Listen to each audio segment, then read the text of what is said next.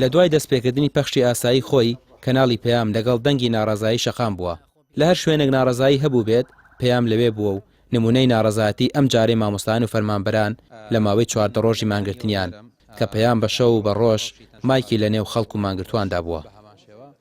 لە ماوەکانی ڕابردوودا لە 13-14 ڕۆژی ڕابردوودا بە بەردەوامی لەگەڵمان بۆ توانی بە شێوازێکی زۆر ئەکادمی و زۆر دروست پەیامی ئێمە بە دنیای دەرەوە بخات و هاوکات سەرجەم دەنگە ناڕازیەکان لە ڕێی بەرنامە جۆرا و جۆرەکان و پەیامە جۆرا و جۆرەکان بۆ مافی گشتیەک بخات. بۆیە من وەک ڕێکخەریمان گرتووان سڵاو و ڕێز و وەفام بۆ تەلەڤیزیۆنی پەیام هەیە کە توانی پەیامەکەمان وەکو خۆی بە دنیای جیهانی ناوخۆ دەرەوە بگەێنێ. سڵاو و ڕێز بۆ پەیام نەگەم 14 ڕۆژە پەیام 14 ساڵە لەگەڵمانە لە یەکەم ڕۆژی ناڕەزاتی و بایکۆتۆ لە شەقام لە ساڵی 2014 شەو ڕۆژ و کوچە و کۆڵان نەگەرد لە سلێمانی لە هەموو شار و شارۆچەکان تێشێک لە دەنگە ئازا و بیۆرەکانی شێکە لەو ڕاگەیانانەی کە هەمیشە و بەبێ مەرام ناڕەزاتی خەڵکی گەیاندووە بە هەموو دنیا. بۆیە من هەموو کات سوپاسم کردوون هەموو کات دوومە پەیامی شێکە لەو کەناڵانەی کە جێگای شانازی بۆ میلەتی کورد. بەداخۆ لە هەندی ئەکاونت و پەیجەکانەوە بینین کۆمەڵ هەواڵی نادروست و ناڕاز لەسەرمە بڵاوەکرێتەوە.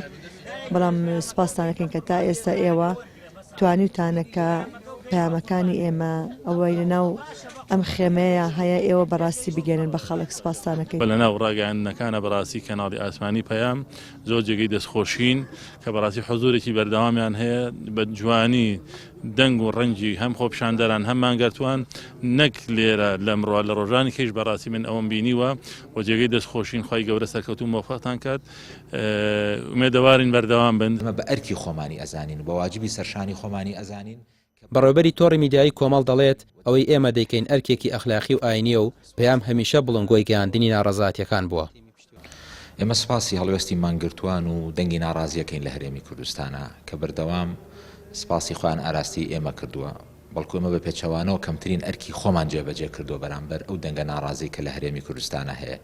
چونکە ئێمە استراتیجی پەیام بۆ تۆڕی میدیایی کۆمەڵ بەگشتی و کۆمەڵی دادگەریش لە پشتیەوە قەنەعەتمان وایە ئەوەی لە کوردستانە گوزارێت و ئەوەی یەکێتی و پارتی دەیکەن لە کوردستانە بریتە لە نەعەدالەتی، بریتە لە نایەکسانی، بریتە لە گەندەڵی ناشەفافیت خواردنی مافی هاوڵاتیان لە وڵاتی ئێمە و لە هەرێمی کوردستانە. ئێمە بە ئەرکی خۆمانی ئەزانین بە واجبی سەرشانی خۆمانی ئەزانین کە بەردەوام ئێمە لەبەرەی ناڕازیا بین و داکۆکی لە حەق بکەین و داکۆکی لە عەدالەت بکەین و داکۆکی لە یەکسانی بکەین و داکۆکی لە مافی خۆمان بکەین.